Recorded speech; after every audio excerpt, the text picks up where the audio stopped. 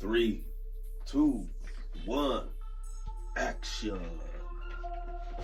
Welcome, ladies and gentlemen, to episode number 120 of the Friday Podcast with your host, Christopher Chaos in the building. Another late episode, but I don't know, man. Allergies or some shit's been fucking with me. Hopefully it's not the shit that just popped off in you know where. But other people aren't feeling it, so I'm assuming it's just me. It's either allergies or I don't know what the fuck. So today I slept in after work on Friday. I just fucking slept. Today I slept a few extra hours. Yesterday I kicked it with the Oz Squad. We recorded a couple episodes. Chilled for a while. Saw my cousin. Kicked it with him for a minute. Pretty tight. Been working on some artwork. Trying to, just right now, actually just redrew the first page of my original comic book that I've been working on. I did this years ago, but now I'm going to redraw it digitally. See how it comes out. I need to finish this fucking picture. That shit look badass digital. So yeah, man, I've been reading a little bit. I caught up on the new Ninja Turtles. I'm talking about The Last Ronin. The latest issue of The Last Ronin, Lost Years. I mean, the first issue. I got this badass retail incentive of issue 137. It's pretty fire. And this is the order that from the story right now. The Alliance, Armageddon game, The Alliance, with the new Turtle, Venus, and Bludgeon, who was a villain before. And then we got this is the actual Armageddon game series, number 5. And it's the Kevin Eastman seat cover, where you see that there's an alien destroying the church that the Turtles have been recently. That's the recent layer since early on, because they were underground, but then the Mausers fucked up their layer. And the Mausers are those machines made by Baxter Stockman. And what else? Somehow, I forgot when they ended up at the church, but when they first ended up at the church, when they found the church, or actually, one of the first times when they were living there, Slash was still like, he wasn't intelligent. He became intelligent later, but he was kind of like monster-minded still at the time. My sister is using the printer, so I haven't printed the stuff. I gotta read it straight from the computer. This shit is like right here. Sorry for my sinuses. Since I'm using a laptop, I'm probably gonna add the music in the background later. Hopefully it sounds okay, or maybe I'll just keep it just voice. I don't fucking know right now. Homeboys, homegirls, everybody all over the world. Everybody all over the world. I also got these new Gargoyles comic books, and it's pretty tight. I got this reprint of an OG series, which is pretty tight. I'm rereading just to kind of get back in the history of it. I reread number 50 so I can remember like the battle, Shredder in Hell, and then number 100. Man, I really want to get those omnibuses. What else? Anything cool over here? Not shit. Well, this is a retail incentive cover for Gargoyles. I don't know if I talked about this one yet. Ninja Turtles Power Rangers 2, Part 2. This one was pretty clean. Look, seeing the turtles in ranger suits is fucking dope. And seeing them transform all at the same time, it's like, what the fuck? Krang is cool in this series. It's cool how Raph is fucking huge on this one. I don't know why he's huge. Rita Repulsa. And then you see the Shredder at the end. It's always cool to see the Shredder. Shredder's one of my favorite bad guys. Shredder's up there with Darth Vader, you know what I'm saying? It's like Darth Vader, Shredder, Demona from Gargoyles. No, I don't know. Who else is a good bad guy? I'm not big on the Joker. I know a lot of people aren't big on the Joker. Sound like a fucking trumpet. Alright, man. Let's see. First angel number of the week.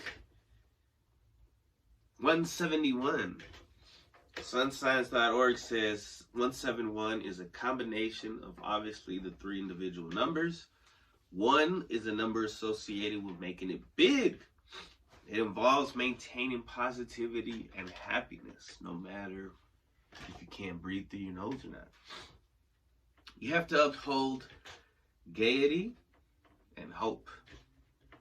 Create for yourself the kind of reality you wish to live in. You are responsible for your journey.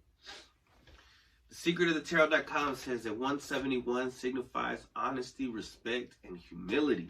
If you desire to see growth in your relationship, these are some of the qualities you need to uphold. You will achieve the kind of relationship you want if you work for it. The good news is that you have the support of the angels. Angelnumber.org says 171 is a message from your guardian angels congratulating you on the efforts and hard work you have done to accomplish your goals. They want you to know that you are on the right path in your life, even though often it doesn't feel like it. And they encourage you to continue your good work. The angels are asking you to maintain a positive mindset. Whoa, that little thing, I thought the door opened. I got a text, and it looked like the door opened. I was like, what the fuck? Angelmanifest.com says that from the angelic realm, 171 is significant. In the context of twin flames, this number might signify either reunification or the opposite, separation.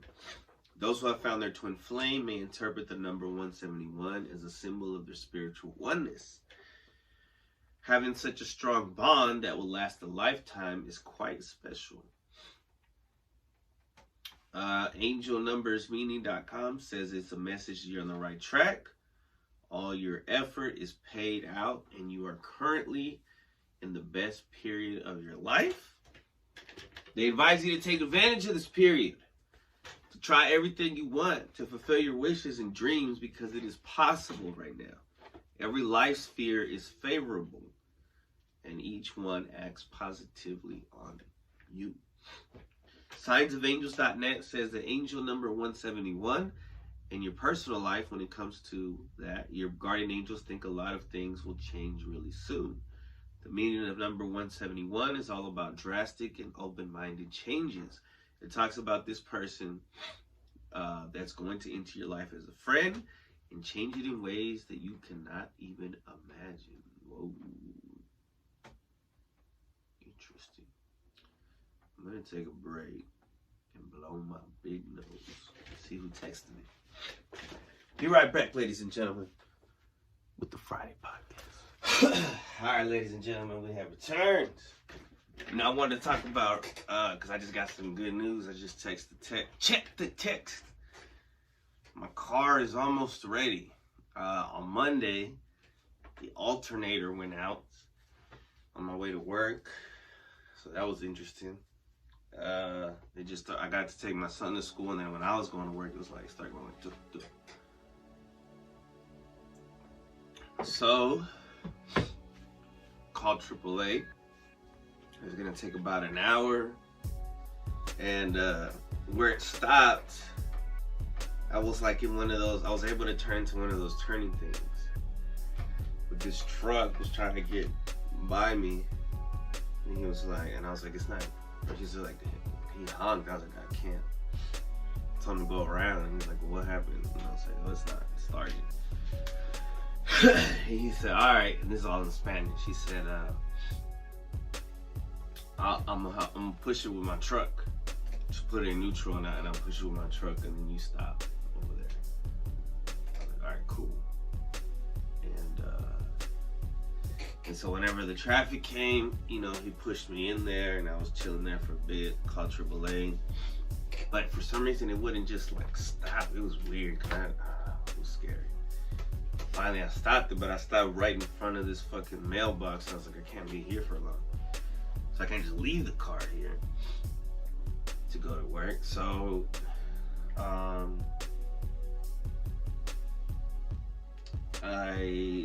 I got it to turn back on after about 40 minutes, 30 minutes. And I was like, I'm gonna try to go home. I'm trying to make it so that I don't have to wait for this tow truck. So then I started driving home. And I'm praying, I'm like, God, please help me get home safe. Please help me get home safe. And of course I got home safe, even though the car did stop again. Well, I should have been asking for help me get the car, but it wasn't meant to be. I got real close to home, in another one of those turning lanes, those little tiny turning lanes. And it stopped, and I was like, okay, I don't want to stay right here because it's kind of dangerous. I got to tell people to go around and shit. So I tried to do the thing again, like how the truck pushed me, but I just pushed my car myself. It's a little car. And so I pushed it, put it in neutral, and then pushed it, and then I didn't even put the brake. So before I had canceled the towing, but I had to order another one. But I was closer to my house, so it'd take less time. But it still was another hour, and I was like, fuck, I should have brought my tablet or something. I just had my phone. So I was chilling, and then, but it didn't take as long as it said it would. So the dude showed up. It was a dude a little bit younger than me.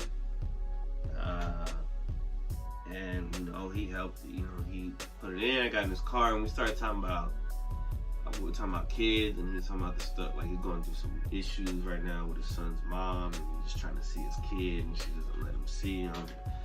And I was like, yeah, man, you know, a lot of dudes have to go through a period of time like that, and it sucks. But just have faith, pray.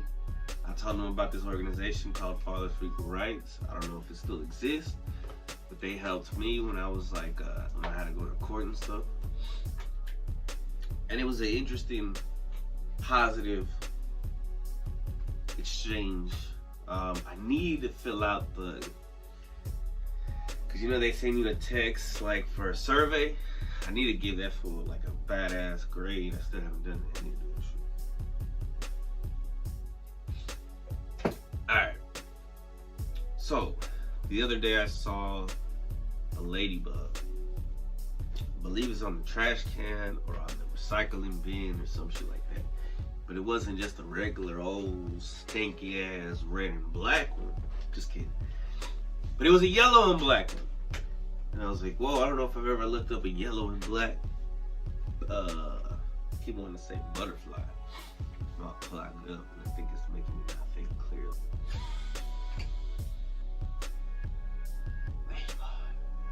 So animalhype.com says yellow ladybugs are symbolic of your ambitions.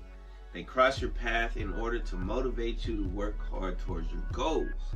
If you keep procrastinating things like you're doing right now, your goals will keep getting further away from you.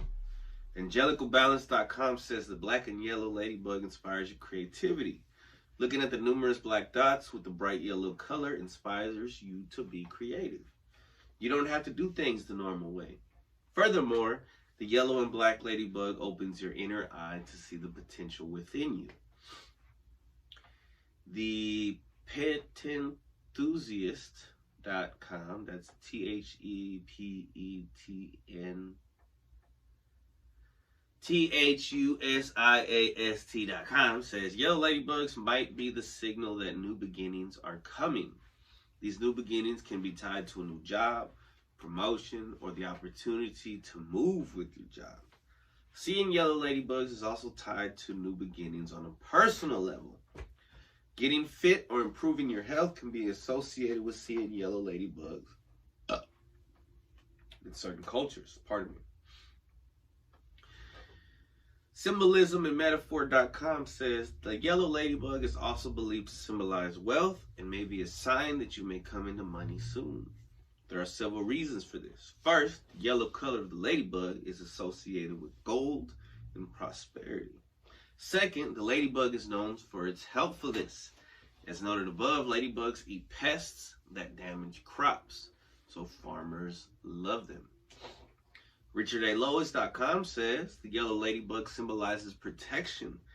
Favored by farmers, as we said earlier, throughout history, they are beloved for their work of keeping crops flourishing and healthy.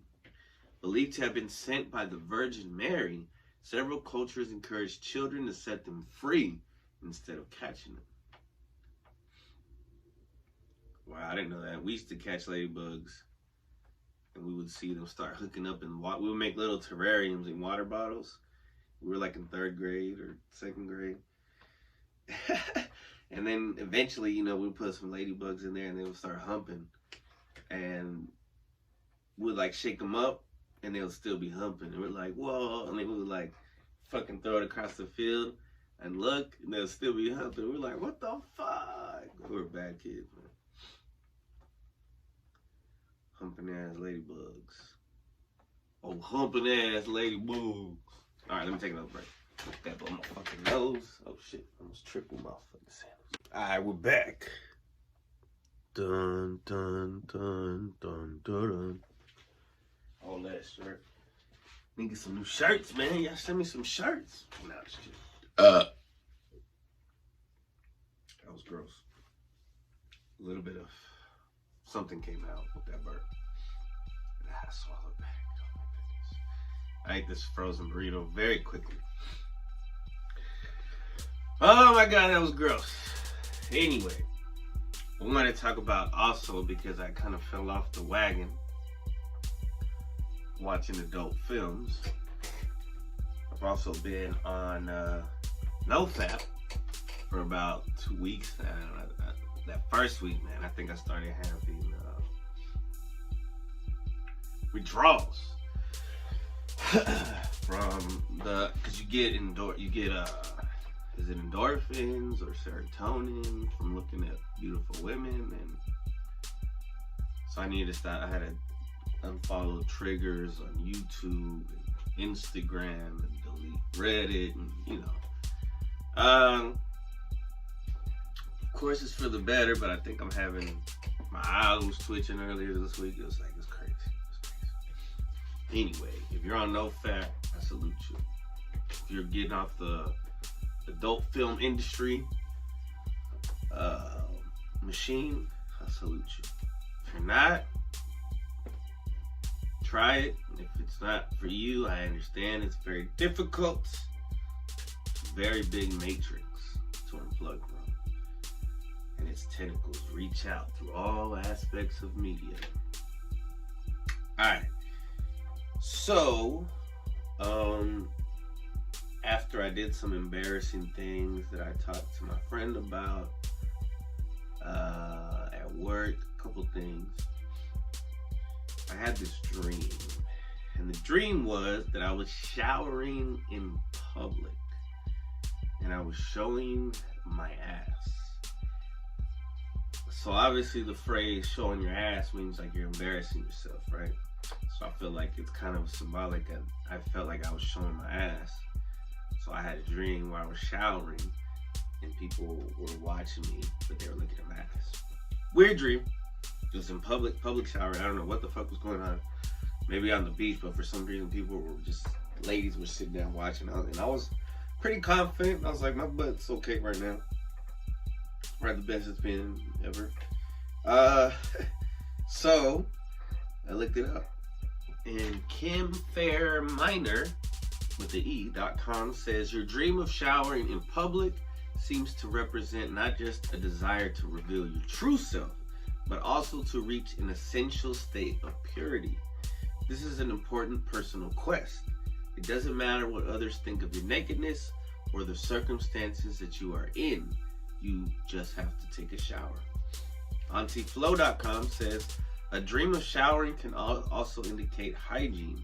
The shower symbolizes purification and the elimination of negative elements of thought. To dream of yourself or others showering is a sign that you must be careful of the people that you do not know well. To dream that you are showering indicates that you can expect to receive money, possibly. Darkdreams.org says dreaming about showering in public often symbolizes feelings of anxiety and stress, or a feeling of being judged. It suggests that you might be feeling insecure about some aspect of your life and are struggling with paralyzing fear, helplessness, and vulnerability. Feeling embarrassed or humiliated is also a possibility. Back to AuntieFlow.com says the dream of taking a shower means that there is hope, even in troubling and worrying times of our lives. Renewal is possible. You may be visited by a dream where you feel the coldness of water running from the shower and creeping smoothly down your body. That was not my dream. That indicates that you must exercise your gift of wisdom. Make decisions with a clear mind. It's always important to make decisions with a clear mind to step yourself out of the situation and get the personal aspects of it out. MyDreamSymbolism.com says, in some general sense, dreams of taking a shower have a meaning, and it implies that you will soon speak your mind and reveal what is on your soul. And that happy moment will come fast. But the condition is to speak what you feel, not to hide it. You will be satisfied because you are following friendships with close people. Last but not least, checkmydream.com says dream interpretation predicts that instead of a violent passion, you get only a sobering, cold attitude close to indifference. If you had a dream about public shower rooms, you will have to feel anxiety for loved ones. There will be enough objective reasons for this. Some of your relatives are starting a risky venture, which will make you worry.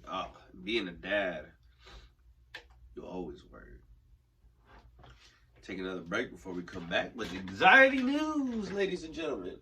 I might have to get a cameraman. Be right back.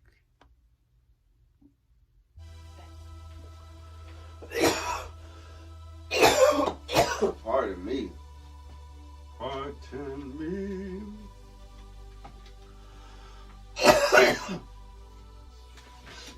Oh man, life is good, ain't it? Most of the time.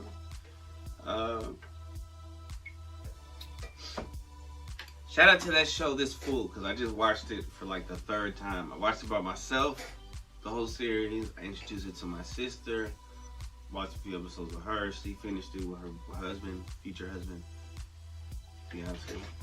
Oh, Pac-Man. I didn't want the audio to be on. Anywhere to turn this off? Right now.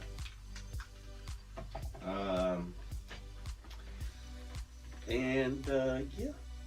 Oh, and then I watched it with the boys. I showed Vino, and me and Vino watched the whole series, the whole season, and Roma watched about half of it. And it's a great show, and thank God season 2 is coming out soon.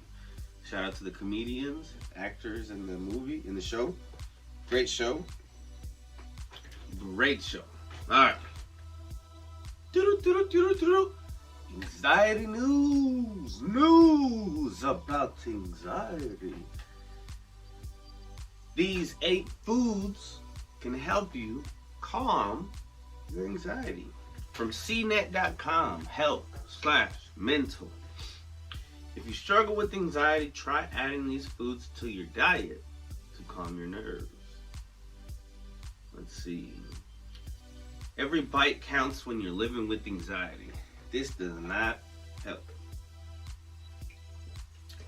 Whether you have a diagnosed anxiety disorder or are temporarily stressed, the food choices you make can relieve or worsen symptoms. What you eat has a direct impact on your mood and the chemicals in the brain. Being intentional about filling your diet with foods that can elevate your mental health, allows you to ease anxiety naturally. Let's see. So, number one, yogurt. Yogurt not only helps keep you regular, but it may also help ease anxiety and improve your mood. Research shows that the gut-brain connection plays a bigger role in our mental health than anyone suspected. Studies have found that the active probiotic cultures in fermented foods may help reduce social anxiety and stress. The brain and gut are far apart. How can they play such a big role? It's all about chemicals. Roughly 95% of the body's serotonin production, the feel-good chemical, happens in the gut. If your digestive system isn't healthy enough to sustain making serotonin, it can take a toll on your mental health. Well, I didn't know that. That roughly 95% of the body's serotonin production happens in the gut. Wow. Serotonin is the neurotransmitter that currently science agrees that regulates and stabilizes our mood. Without it, you experience depression and anxiety. Numero dos, almonds. Almonds have a lot going for them. Not only are they good for heart health, but they may help ease anxiety. Almonds have several nutrients that are hard at work. To start, vitamin E and omega-3s keep your brain functioning at peak performance. And then there's magnesium. Supplementing how much magnesium you consume can improve mild symptoms of anxiety. Yeah, I like all these things. I'm thinking about the times when I used to have yogurt and almonds all the time. It only takes an ounce of almonds to account for about 20% of the daily recommended value. More foods high in magnesium include leafy greens like kale and spinach. I always say spinach. Spinach. Leafy greens have the added benefit of containing a good source of vitamin C. There's chaos. Research shows that a deficiency in vitamin C is associated with stress disorders. Blueberries, numero tres. Antioxidants and vitamin C have been proven, oh shit, I scrolled down too far, to relieve feelings of anxiety. Do you know what's packed with both? Blueberries. A study on students in oral vitamin C supplements found that increasing vitamin C intake can prevent and manage anxiety. Blueberries and other berries are great snacks to swap out for sugary treats. To increase your intake, add them to food like yogurt or smoothies. 4. Salmon. Salmon, known for its omega-3 fatty, there it goes, acid content, is another of the top foods for anxiety. When anxiety spikes, your body goes into fight or flight mode as cortisol is released. Your heart rate and blood pressure spike and you experience physical anxiety symptoms. Regularly eating salmon helps keep your cortisol and adrenaline levels down. Almost said another crazy word. The fatty acids in salmon, docosahexaenoic acid and icosapentaenoic acid, support brain health by reducing inflammation and by regulating dopamine and serotonin. Salmon also has vitamin D, which is also showing success in reducing anxiety. Pardon me. If you're not a fish eater, you can use other sources of omega fatty acids, like chia seeds, walnuts, flax seeds, and soybeans. But I don't really fuck with soybeans. Turkey. Whoa, and I was always eating turkey sandwiches at work. I need to start bringing more turkey sandwiches and I need to go grocery shopping. I hate grocery shopping. I need to go grocery shopping. When do y'all want to go, Bean? I'm just kidding. All right, turkey. Most people know turkey's tryptophan content is the thing that makes you sleepy after eating it. That's why everyone takes a turkey nap after Thanksgiving. But tryptophan is more than that. It's the essential amino acid our body uses to create serotonin, which helps regulate and stabilize our moods. Eating foods high in tryptophan can help decrease anxiety and boost your happiness. Tryptophan is also available in supplements. Numero 6, dark chocolate. I know what you're thinking. Finally, there's something sweet on this list.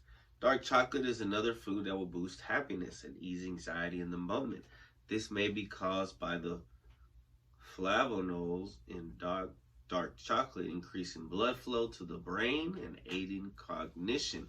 Or it might be that dark chocolate can reduce how much cortisol is in the body.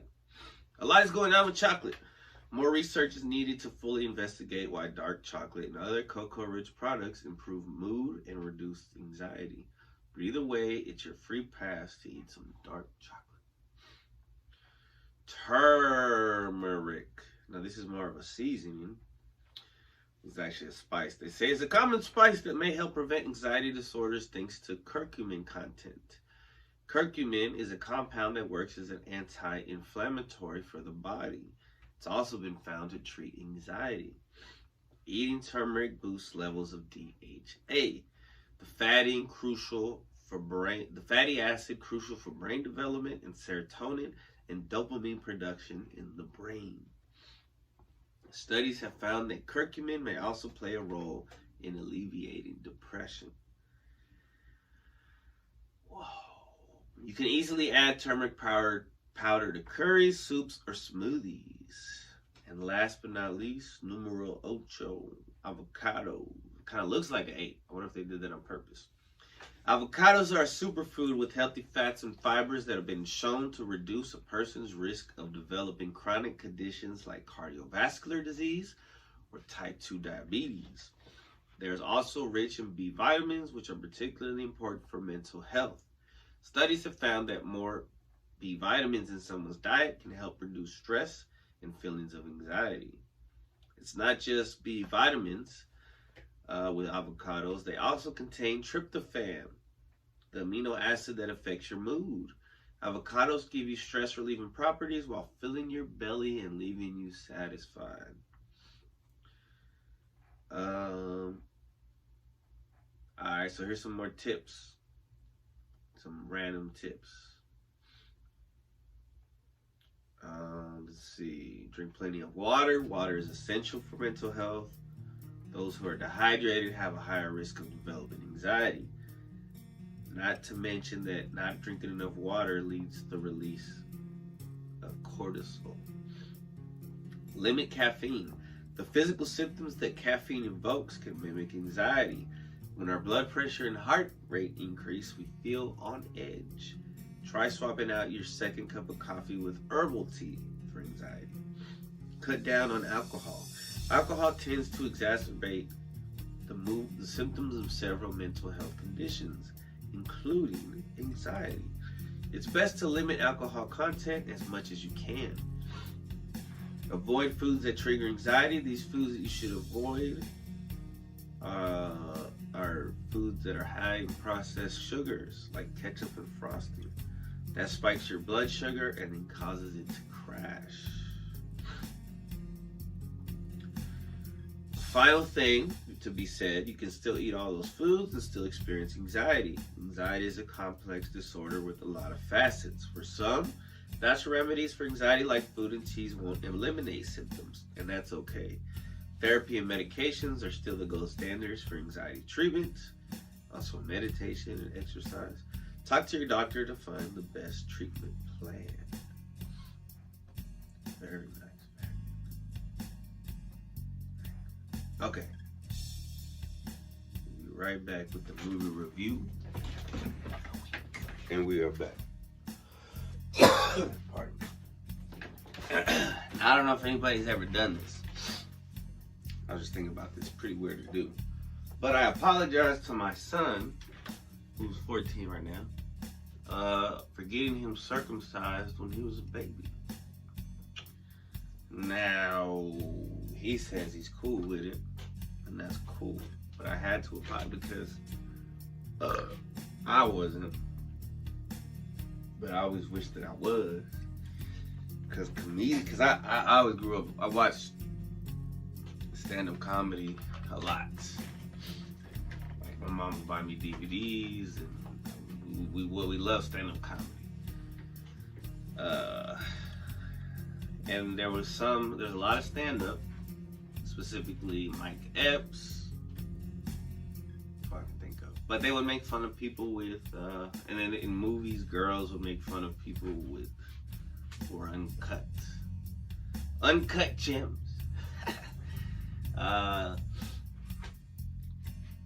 And it's like it's risky for the baby. It's not necessary. Yes, there are pros, but there's also cons. And then in the Bible sense, in Christianity, it says stop doing it, it's mutilating your kids. You know, but I respect everybody's culture and everybody's decision on why they did or didn't do it. For me in particular, if I had another son, I don't think I could have that done to him. And that's random as fuck. Well, let's get to the movie review of the week. So this movie I didn't see when it originally came out. I remember it being at the Dollar Movies where I used to work at, and I would watch like the little clips when I would go in and out of the theater, but it wasn't really my cup of tea back then. I didn't really appreciate that type of humor. What was I watching? I mean, I really liked, in that one, I was like, because I really liked Something About Mary. What other comedy movies that I like? I don't know, for some reason, but when I rewatched it in 2023, or 2022, I'm not sure, the end of 2020, Hot Rod, that came out in 2007, it really resonated with me, and I respected it a lot more. And I watched it after, or before, or near when I watched the Palm Springs movie with Andy Samberg. Alright, so Hot Rod, 2007 American comedy film, directed by Akiva Schaffer in his directorial debut, and written by Pam Brady. The film stars Andy Samberg as amateur stuntman Rod Kimball, whose stepfather, Frank Ian McShane, continuously mocks and disrespects him. When Frank becomes ill, Rod raises money for his heart operation, executing his largest stunt yet. The film also stars Jorma Taccone, Sissy Spacek, Will Arnett, Danny McBride, Isla Fisher, and Bill Hader. The film was initially drafted by Pam Brady, who retained full writing credit, as a vehicle for Saturday Night Live star Will Ferrell, but the project never commenced. Lorne Michaels convinced Paramount to let The Lonely Island, which was gaining fame for its work on SNL, take over the film. Lonely Island was the group which had Andy Samberg as the main leader, I guess. There's like him and two other dudes. I didn't know they were on SNL as well. The group subsequently rewrote the movie with a heavy emphasis on offbeat, surreal humor. It was shot in Vancouver in the summer of '06. The score is former Yes guitarist Trevor Rabin, and the soundtrack features several songs by the Swedish rock band Europe. A Swedish rock band called Europe. I guess that's like a Texas band called America. Paramount Pictures released Hot Rod on August 3rd, 2007, so I had just graduated. It was a box office failure, grossing only $14 million on a $25 million budget. As its producers predicted, it received mixed reviews, with critics criticizing the film's script and humor. It has become a popular cult film on home video. Let's see. So she was a former writer for South Park, or he was a former writer for South Park, the writer of the movie. In the meantime, Lonely Island was hired at SNL in 2005, and by the end of the year, it had a breakthrough with its short, Lazy Sunday. The sketch, an SNL digital short, received millions of views online, especially on the then fledgling YouTube. making the trio, especially Sandberg, stars. Lorne Michaels, SNL's creator, convinced Paramount to allow the troupe to direct and star in the film. They had no prior experience with feature-length films, but Michaels had confidence envisioning the film as a different generation's comedy. The studio wanted the film to remain less coarse to obtain a PG-13 rating from the MPAA, like Dodgeball, a true underdog story. Dodgeball was a good movie. That was another Ben Stiller movie. A Stiller movie.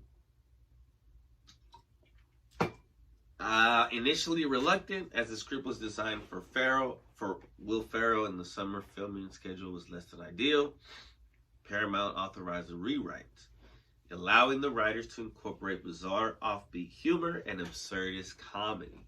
The script had to match their standards. Another way of saying, just dumb it down, said Schaefer. This involved deleting comedy designed for Ferrell, which Sandberg called so well written, and replacing it with their own. We didn't want it to seem like I was doing a Ferrell impression, said Sandberg. The result was a balance between weird humor and what Paramount considered accessible. Sandberg was inspired by Wet Hot American Summer, which was, according to him, designed to fuck around with what's expected from a movie. I should probably watch that, Wet Hot American Summer. Many jokes from the film deemed too weird were cut, including a scene in which Rod jokingly asked his young brother Kevin to pull out his genitalia. Sandberg aimed for a performance that was bad, but you know it's bad. There's a lot said about how this is the nerdy generation and it's internet driven. The comedy that's influenced me has always been that. From the Three Stooges through Steve Martin and The Jerk and Ace Ventura and Chris Farley and Billy Madison, they were village idiots. That's definitely the tradition we're trying to follow. It was largely filmed in Vancouver in the summer of '06. Shooting locations included Cloverdale, British Columbia, and under the Surrey end of the Pattullo Bridge southeast of Vancouver. Other locations in British Columbia including Coquitlam, North Vancouver, Burnaby, and downtown Vancouver. Sandberg had a stunt double, but did many of his own stunts, as was allowed. The MPAA objected to the word semen in a scene which Chris Parnell reveals a profane tattoo on his stomach. It was changed to residue. Another scene, that sounds so much worse. Another scene that barely made it into the film involved Sandberg and Taccone repeating the phrase "cool beans" until it evolves into a bizarre pseudo-rap. Schaefer initially cut the scene, but Sandberg and Taccone edited themselves. Schaefer reinserted the scene in the film's last test screening, where it received high marks from audiences as one of their favorite bits. It is cool because they just start rapping it over. It's a hilarious movie. The film's original poster featured a silhouetted Sandberg atop a hill beside his motorbike in a martial arts pose. Paramount changed the poster to a large close-up of Sandberg's face. Paramount fucked it up. Reception. Before its release, The Lonely Island promoted the film with interstitials during Comedy Central movie marathons. In the promos, the trio attempted to convince viewers that Hot Rod is a story of a sex offender. He does stunts to raise money to sex offend, and spoof the quality of films run during the daytime marathons. Stay tuned for Teen Wolf 2. The premiere was at the John Ford Amphitheater in Los Angeles. Oh, I missed all that. To be fair, in high school, I was not watching a lot of TV in '07. Sandberg predicted the film will not do well, telling Entertainment Weekly, it will get bad reviews. Comedy is traditionally not reviewed that well. That's correct. He added that if future generations viewed Hot Rod with a similar reverence to films such as Billy Madison, he would consider it a success. The punch dance term the film introduced was a reference to Footloose punch dance. That was hilarious, his punch dancing. Alright, I'm gonna blow my nose. We're gonna do Badass Woman in Hearts 3. Wrap this baby up, put a little bow on it. You know what I'm saying? Put a little bow on it. Put a little wrapping paper on it. You know what I'm saying? You know what I'm talking about? Yeah. We have returned, ladies and gentlemen, with Badass Woman in History. And since I don't have any paper, because I wasn't going to get to printing it out, let me make my little horn. Doo-doo-doo. Badass Woman in History. This week, we are discussing Elizabeth Cochran, Seaman. S-C-A-M-A-N. Born Elizabeth Jane Cochran, May 5th, 1864. Passed January 27th, 1922. Almost more than 100 years ago she passed. Better known by her pen name, Nellie Bly, was an American journalist who is widely known for her record-breaking trip around the world in 72 days. An emulation of Jules Verne's fictional character Phileas Fogg, and an expose in which she worked undercover to report on a mental institution from within. She was a pioneer in her field and launched a new kind of investigative journalism. Early life. That's incredible what she did there. Especially that I think is really cool that she went undercover into a mental institution. Early life, she was born in Cochran's Mills, now part of Borough Township, Armstrong County, Pennsylvania. Her father, Michael Cochran, born about 1810, started as a laborer and mill worker before buying the local mill and most of the land surrounding his family farmhouse. He later became a merchant, postmaster, and associate justice at Cochran's Mills, which was named after him, in Pennsylvania. Michael married twice. He had 10 children with his first wife, Catherine Murphy, and 5 more, including Elizabeth Cochran, his 13th daughter, with his second wife, Mary Jane Kennedy. Michael Cochran died in 1870 when Elizabeth was 6. As a young girl, Elizabeth was often called Pinky because she so frequently wore that color. As she became a teenager, she wanted to portray herself as more sophisticated, and she dropped the nickname and changed her surname to Cochran. In 1879, she enrolled at Indiana Normal School, now Indiana University of Pennsylvania, for 1 term, but was forced to drop out due to lack of funds. In 1880, Cochran's mother moved her family to Allegheny City, which was later annexed by the city of Pittsburgh. Career. Oops. Scrolling. Pittsburgh Dispatch. In 1885, a column in the Pittsburgh Dispatch, titled "What Girls Are Good For," stated that girls were principally for birthing children and keeping house. This prompted Elizabeth to write a response under the pseudonym Lonely Orphan Girl. The editor, George Madden, was impressed with her passion and ran an advertisement asking the author to identify herself. When Cochran introduced herself to the editor, he offered her the opportunity to write a piece for the newspaper, again under the pseudonym Lonely Orphan Girl. Her first article for the Dispatch, titled "The Girl Puzzle," argued that not all women would marry and that what was needed were better jobs for women. Her second article, "Mad Marriages," was about how divorce affected women. In it, she argued for reform of divorce laws. "Mad Marriages" was published under the byline of Nellie Bly rather than Lonely Orphan Girl. It was customary for women who were newspaper writers at the time to use pen names. The editor chose Nellie Bly after the African-American title character in the popular song Nellie Bly by Stephen Foster.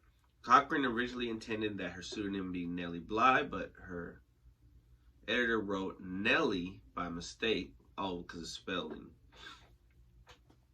So originally it was going to be with the Y, but then it's I-E. By mistake, and the error stuck. Madden was impressed again and offered her a full-time job.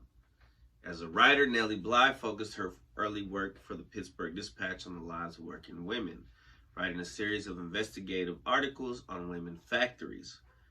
factory workers. However, the newspaper soon received complaints from factory owners about her writing, and she was reassigned to women's pages to cover fashion, society, and gardening, the usual role for women journalists, and she became dissatisfied.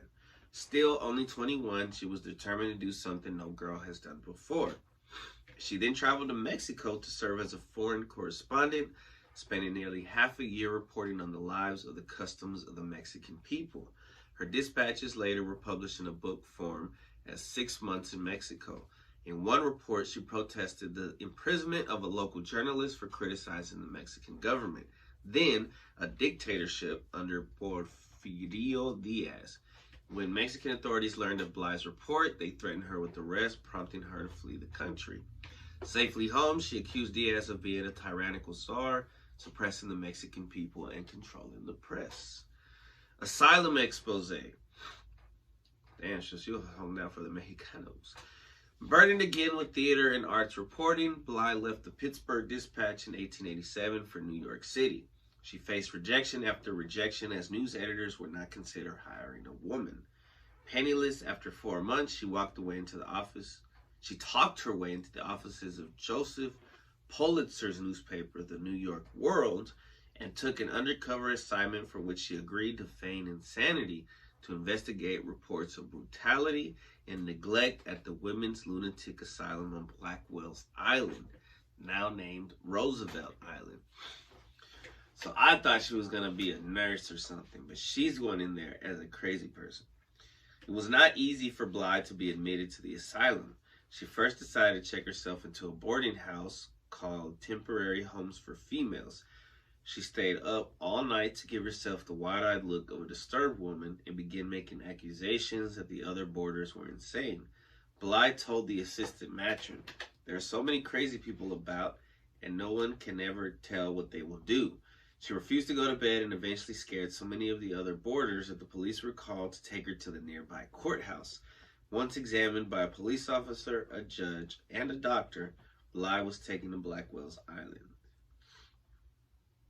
Committed to the asylum, Bly experienced the deplorable conditions firsthand.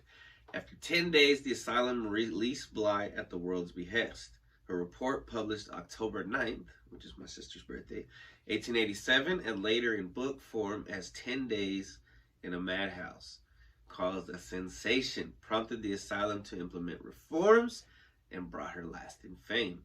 She had a significant impact on American culture and shed light on the experiences of marginalized women beyond the bounds of the asylum as she ushered in the era of stunt girl journalism. In 1893, Bly used a celebrity status she had gained from her asylum reporting skills to schedule an exclusive interview with the allegedly insane killer, Lizzie Halliday. Biographer Brooke Kroger argues her two-part series in October 87 was a sensation, effectively launching the decade of stunt or detective reporting, a clear precursor to investigative journalism and one of Joseph Pulitzer innovations that helped give new journalism of the 1880s and 1890s its moniker. The employment of stunt girls has often been dismissed as a circulation-boosting gimmick of the sensationalist press. However, the genre has often been also provided women with their first collective opportunity. Sorry, I shook my hand because I started reading wrong. I started one sentence and was going to reread another. However, the genre has also provided women with their first collective opportunity to demonstrate that as a class, they had the skills necessary for the highest level of general reporting. The stunt girls, with Bly as their prototype, were the first women to enter the journalistic mainstream in the 20th century. Around the world and general impact. In 1888, Bly suggested to her editor at the New York World that she take a trip around the world, attempting to turn the fictional Around the World in 80 Days from 1873 into fact for the first time. A year later, at 9:40 a.m. on November 14th, 1889, and with 2 days' notice, she boarded the Augusta Victoria, a steamer of the Hamburg America Line, and began her 40,070 kilometer journey.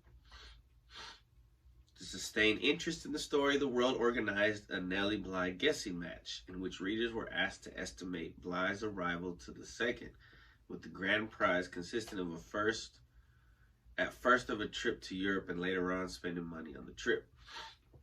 During her travels around the world, Bly went through England, France, where she met Jules Verne and Amiens, Brindisi, the Suez Canal, Colombo, in Ceylon, the Strait Settlement of Penang, and Singapore, Hong Kong, and Japan.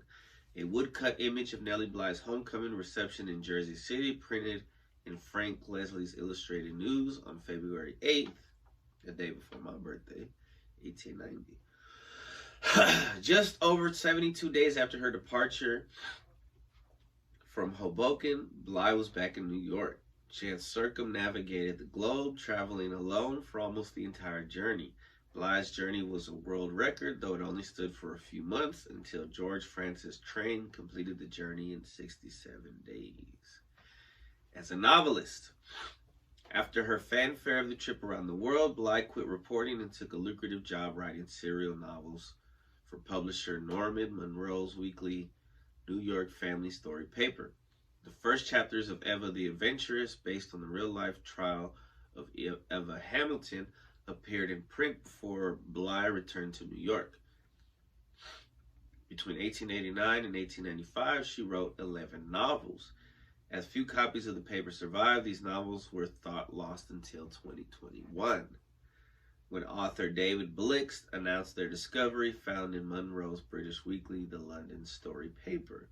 In 1893, though still writing novels, she returned to reporting for The World. The New York World. Later work. Let's see. She had a patent for an improved milk can. Wow. In 1895, Bly married millionaire manufacturer Robert Seaman. Bly was 31 and Seaman was 73 when they married. I'm not judging. Due to her husband's failing health, she left journalism and succeeded her husband as the head of the Ironclad Manufacturing Company, which made steel containers such as milk cans and boilers. Her husband died in 1904. The same year, Ironclad began manufacturing the steel barrel that was the model for the 55-gallon oil drum, still in widespread use in the U.S. There have been claims that Bly invented the barrel, but the inventor registered was Henry Werhan. Bly was, however, an inventor in her own right, receiving a U.S. patent for a novel milk can and for a stacking garbage can, both under her married name of Elizabeth Cochran Seaman. For a time, she was one of the leading women industrialists in the United States, but her negligence and embezzlement by a factory manager resulted in the Ironclad Manufacturing Company going bankrupt. According to her biographer, Brooke Kroger, she ran her company as a model of social welfare, replete with health benefits and recreational facilities. But Bly was hopeless at understanding the financial aspects of her business and ultimately lost everything. Unscrupulous employees bilked the firm of hundreds of thousands of dollars, troubles compounded by protracted and costly bankrupt litigation. Back in reporting, she covered the women's suffrage procession of 1913 for the New York Evening Journal. Her article's headline was "Suffragists Are Men's Superiors." And in text, she accurately predicted that it would be 1920 before women in the United States would be given the right to vote. Bly wrote stories on Europe's Eastern Front during World War I. Bly was the first woman and one of the first foreigners to visit the war zone between Serbia and Austria. She was arrested when she was mistaken for a British spy. Her passing. On January 27, 1922, she passed of pneumonia at St. Mark's Hospital, New York City, age 57. She was interred at Woodlawn Cemetery in the Bronx, New York City. BX!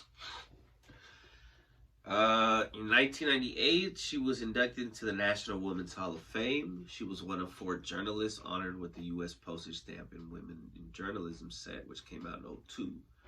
In 2019, the Roosevelt Island Operating Corporation put out an open call for artists to create a Nellie Bly memorial art installation on Roosevelt Island.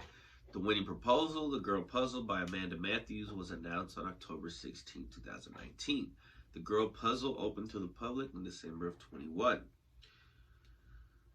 She's depicted as part of the Girl Puzzle Monument honoring Nellie Bly by artist Amanda Matthews, located in Lighthouse Park, New York. The New York Press Club confers an annual Nellie Bly Club Reporter Journalism Award to acknowledge the best journalistic effort by an individual with 3 years or less professional experience. In 2020, it was awarded to Claudia Irizarry Aponte of the city. Theater. Bly was the subject of the 1946 Broadway musical Nellie Bly by Johnny Burke and Jimmy Van Housen. The show ran for 16 performances. During the 90s, playwright Lynn Schricht wrote and toured Did You Lie, Nellie Bly, a one-woman show about Bly. Film and television. She was portrayed in the films The Adventures of Nellie Bly, 10 Days in the Madhouse, and Escaping the Madhouse, The Nellie Bly Story. In 2019, the Center for Investigative Reporting released Nellie Bly Makes the News, a short animated biographical film. A fictionalized version of Bly as a mouse named Nellie Bree appears as a central character in the animated children's film An American Tale, The Mystery of the Night Monster. Interesting. Anne Helm appeared as Nellie Bly in the November 21st, 1960 Tales of Wells Fargo TV episode The Killing of Johnny Lash. Julia Duffy appeared as Bly in the July 10, 1983 Voyagers episode Jack's Back. The character of Lana Winters, Sarah Paulson, An American Horror Story Asylum, is inspired by Bly's experience in the asylum. Bly was also a subject of Season 2, Episode 5 of The West Wing, in which the First Lady Abbott Bartlett dedicates a memorial in Pennsylvania in honor of Nellie Bly and convinces the president to mention her and other female historic figures during his weekly radio address. So yeah, there's a lot of her in mainstream media and literature, and boats named after her. There's a fictionalized account of her around-the-trip world using a 2010 comic book, which sounds pretty cool. So yeah, Nellie Bly. It's interesting. She tried to use those socialist methods in her company, and it failed, but that's okay. You know, it wasn't meant for her to do that. She ended up being back in journalism. She should have, I don't know. But that's cool. It's still cool, man. That's cool. That's cool. It's cool.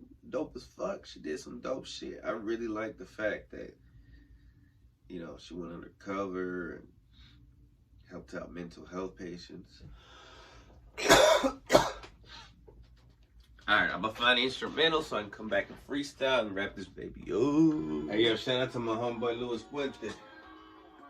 I made these beats, these instrumentals that are still getting me through life. Years later. Alright, let me try this something. Man, my stomach hurts. I gotta fart. I put in work. This is art. Whether you hate or you agree, we gotta understand that God keeps it G. He ain't simping. He ain't pimping. He ain't tripping. And he ain't slipping. That's all us. We all struggle to case tough and keep up the hustle. Some people got muscle. Some people got brains. Some people got both. Some people get slain. Some people got hope. Some people get dope. Some people just lose. Some people always win. Some people drink gin every day when they begin. I understand, but I pray for them. Thank God for this water. Thank God for my father. I understand why he ain't have his. Now I have my own kid. And I gotta stay present. Even though I ain't the best at giving presents. Not a lot of dough, man, but I keep it so cold.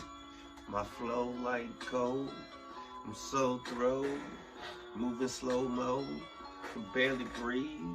So I'll take it like a motherfucking manatee and sit at ease under trees, puffing on some trees till I'm 100 degrees. It's so easier to flow when my eyes are closed. Man, am I a pro? No, but I just have to stand on top of my toes to be as tall as possible and beat all my foes and beat all the pros and all the noobs and fuck all your radio and news and shout out to the truth. Shout out to those in the booth.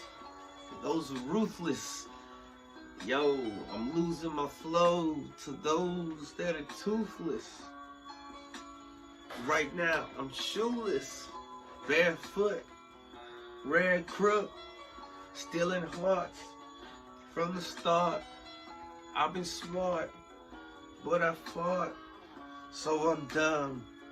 Eating crumbs like a bum, sucking thumbs.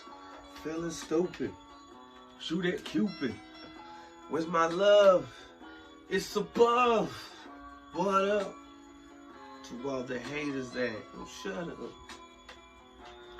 Man, I'm about to cut up. And leave them on the ground with a frown. Clowning. These motherfuckers drowning. 'Cause I'm an Aquarius. How dare you come near? I don't fear. Yeah, it's our year. Here on their forth. Keep on going.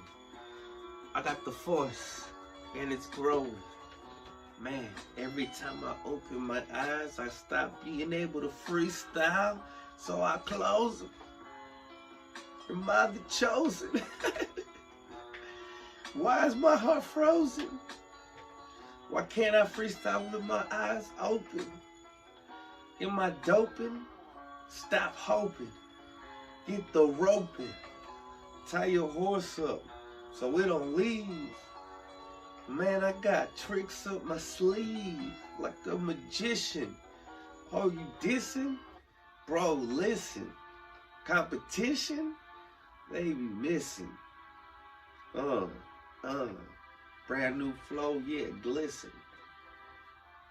It's a new edition. I love y'all, ladies and gentlemen. Thank you for coming once again to the Friday podcast. See you next week, if the Lord wills it.